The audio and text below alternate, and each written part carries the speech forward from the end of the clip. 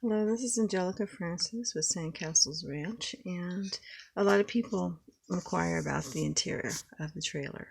And as I've stated and shown before, I am remodeling it while living in it, which is no fun at all. Let me tell you that. It's hard, it's difficult. A lot of times you have materials and equipment. There's very little floor space as is. And then when you have to pile materials and equipment, I've already got to learn how to live smaller and have less things. Like all my coffees are going out into the other building. We're putting cabinets in there because I don't drink this much coffee on a regular basis, only when I have guests over. So that's one less thing that needs to actually be in the trailer with me since I have such limited cabinet space. But I wanted to show you, this is what the finished cabinets without the doors. The doors aren't on yet. But this is what the cabinets look like before. And these are scrubbed and bleached and washed, and they still look disgusting, and I didn't want to put anything in them. So they're being 2 coats of primer, 2 coats of paint.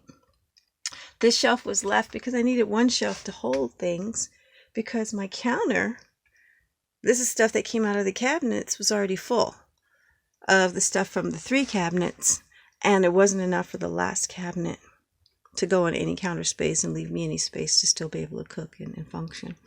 So I left one shelf undone so you can see what it looks like prior.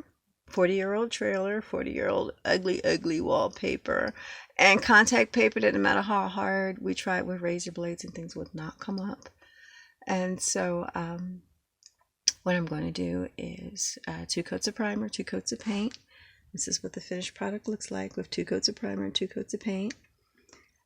And put my doors back on. I'm still doing some painting and stuff on the doors.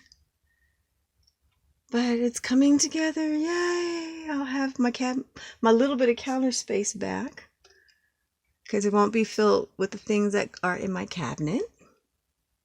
And I can get this clean and neat in one step to just living civilized again, having basic necessities and things that I'm accustomed to, because it's difficult to get used to living in a space that's about the size your closet was, just slightly larger than your closet used to be, and where to put all your things, and how to downsize. I'm a cook. My spices alone would fill these cabinets, just with spices. No dishes, no anything.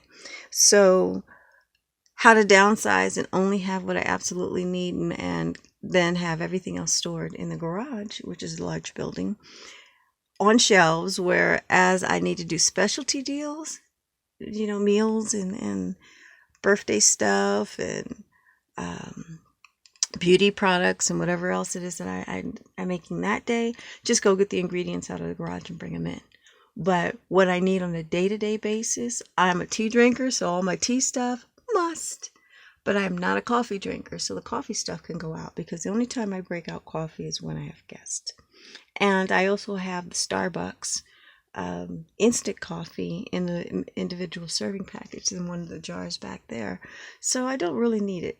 And I've always kept everything in jars and containers because it keeps mice, rodents, any type of pestilence out of your food.